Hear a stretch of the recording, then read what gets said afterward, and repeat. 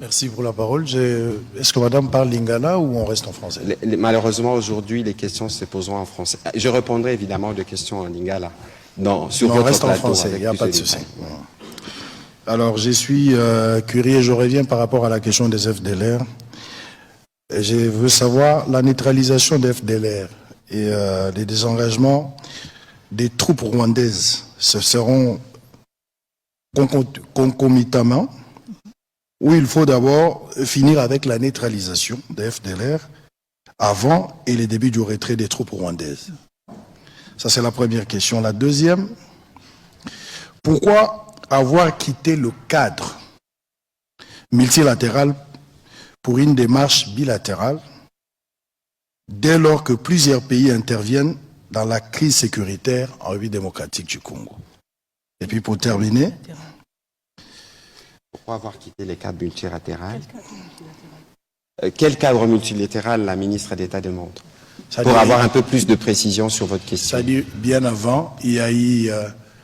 EAC SADC. Exactement. Évidemment. Parce qu'avant ça, il y avait loin. Exactement. Alors pour terminer, j'aurais bien voulu qu'on lise dans l'accord le point 6. C'est de là que je ressors ma question. Le point 6, alinéa 1, intégration bilatérale. Intégration bilatérale.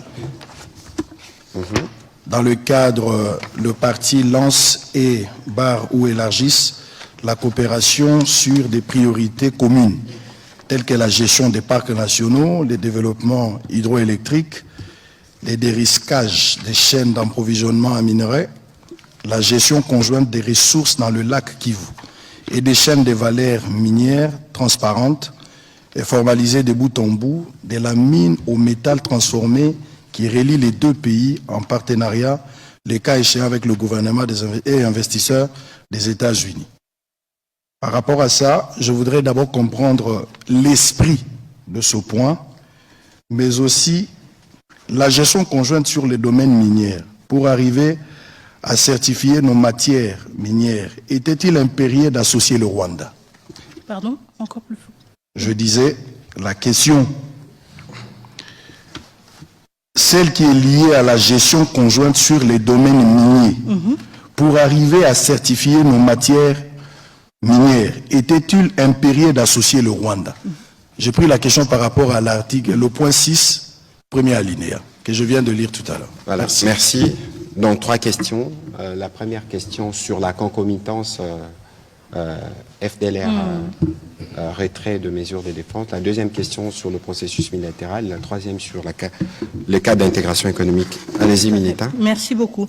Donc, la question de la concomitance, encore une fois, j'ai essayé d'expliquer auparavant que le CONOPS reconnaît les préoccupations sécuritaires des deux pays et les traite justement de manière égale. C'est pour cela qu'il y a cette question cet aspect de concomitance. On ne peut pas parler, si vous voulez, d'une neutralisation des FDLR et ensuite un désengagement des forces. C'est comme pour dire qu'une question est plus importante que l'autre. C'est pour cela que cet aspect d'une concomitance est repris dans le CONOPS. Évidemment, la réalité est aussi... Concomitance, en français facile, concomitance, c'est en même temps. En même temps, on a le CONOPS est divisé en 3 phases. Chaque phase a 30 jours. Dans ces phases de 30 jours, on regarde côté FDLR, qu'est-ce qu'on va faire? Côté RDF ou côté forces armées rwandaises qui doivent se désengager, qu'est-ce qu'on va faire concrètement? Et là, maintenant, nos experts militaires et des renseignements se sont assis pour dire, bon, si on est dans une première phase, quelles sont les choses qu'on devra faire? D'abord, identifier des deux côtés, quel est l'effectif, quel est le point de départ. Ensuite, engager, par exemple, du côté des FDLR, des sensibilisations pour dire... Ceux qui veulent, s'il vous plaît, rentrez chez vous, ça va nous faciliter la tâche. Du côté du désengagement des forces, qu'est-ce que cela veut dire concrètement? Quel est le dispositif en place? Quel est l'effectif? Et ensuite, on avance de manière graduelle. Maintenant, la réalité du terrain est aussi qu'on doit s'adapter à certaines réalités contextuelles. Ça veut dire, par exemple, quand on se projette dans une logique actuelle, parce que le CONOPS a été rédigé en octobre, et la situation a changé entre maintenant et octobre, on ne peut pas penser, par exemple, à une neutralisation, des FDLR sans une présence des forces armées congolaises dans les zones où ils opèrent.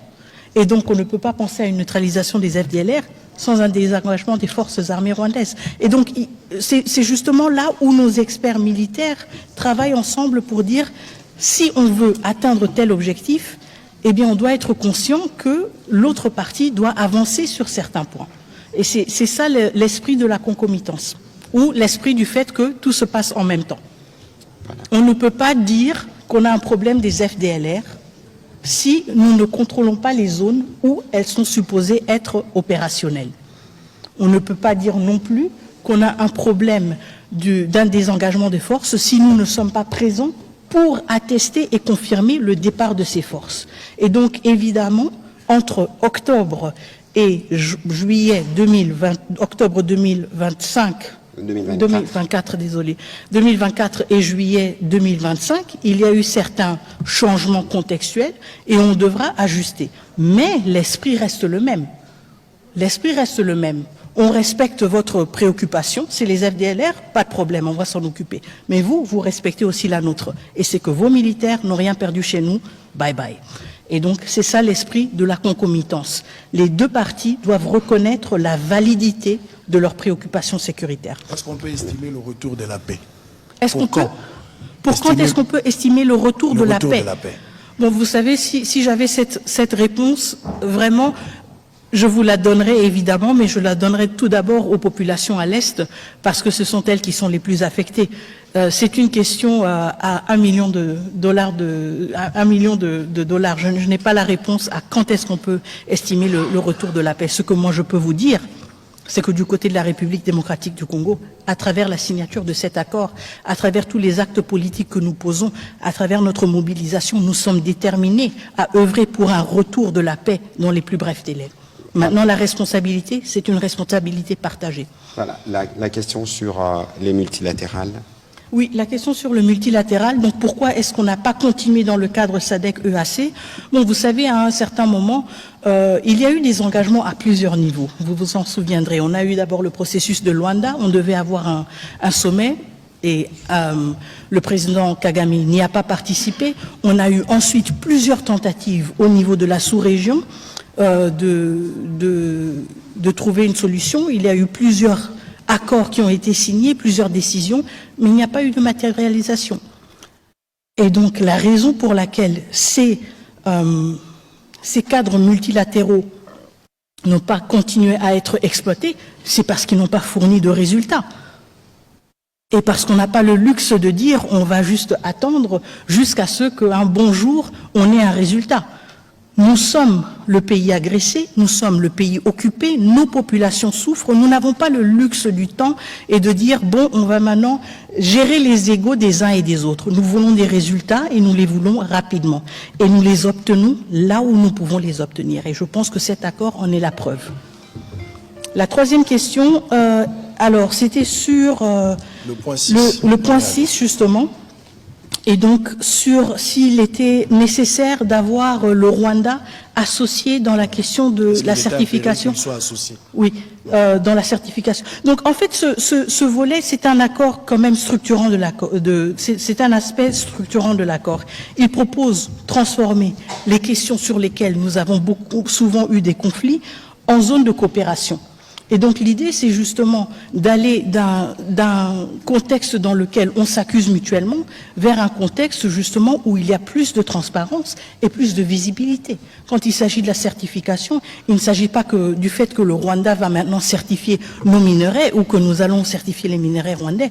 On s'appuie sur les mécanismes qui existent, sur les mécanismes par exemple de la CIRGL pour dire justement si nous voulons que la question des ressources naturelles ne soit plus une question épineuse, si nous voulons aller au-delà des accusations mutuelles des uns et des autres, vous avez pris les nôtres, vous les vendez comme les vôtres, etc., nous devons renforcer cet aspect-là des mécanismes qui existent déjà au niveau de la région, à savoir les mécanismes aussi de certification. Et ça veut dire que, forcément, nous devons travailler ensemble avec le Rwanda, tout comme nous devons travailler avec d'autres pays de la région. Quand vous regardez la CIRGL, elle ne se limite pas au Rwanda et à la RDC.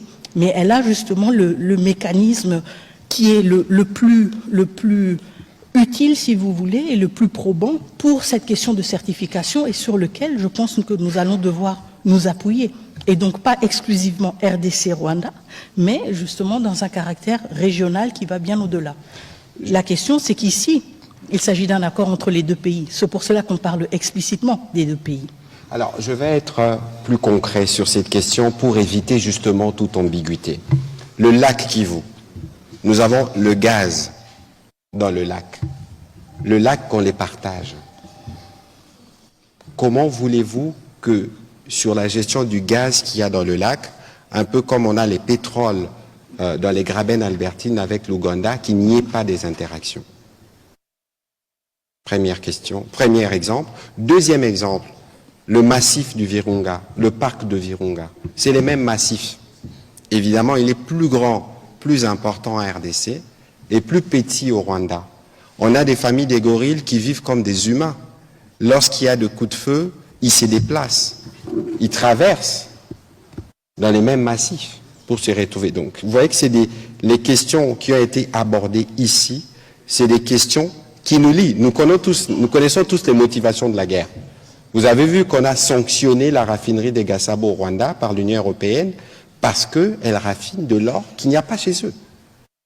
Et donc ici, il faut s'assurer que nous avons pris toutes les précautions qu'il faut. Souvenez-vous de ce que la Mineta a dit précédemment ici. Nous sortons de 30 ans des conflits. Nous avons de millions de morts. Et donc, même si nous devons nous engager dans le cadre d'un partenariat économique, cela ne peut jamais se faire sans tenir compte de tout ceci. Et donc, Israël Mutombo, soyez bien apaisés sur le sujet. Ce qui a été abordé ici, c'est des choses qui sont vécues au quotidien et pour lequel nous, comme République démocratique du Congo, dans le cadre d'une paix restaurée, on ne peut que voir comment mieux faire. On a parlé d'électricité aujourd'hui, même aujourd'hui, Sénélac. Je vous ai donné l'exemple du Sénélac, du courant qui est produit Ruzizi en RDC, mais qui est donné au Rwanda et au Burundi dans le cadre d'un projet d'intégration qui a été mené par la CEPGL. Donc ici, il faut bien lire ce qui a été dit et le garder dans le contexte précis parce que vous avez des exemples des réalités qui sont déjà vécues sur terrain. On va prendre la prochaine question aussi. Comment nous sommes arrivés à signer l'accord avec le Rwanda alors que la démarche était celle de rechercher la sécurisation?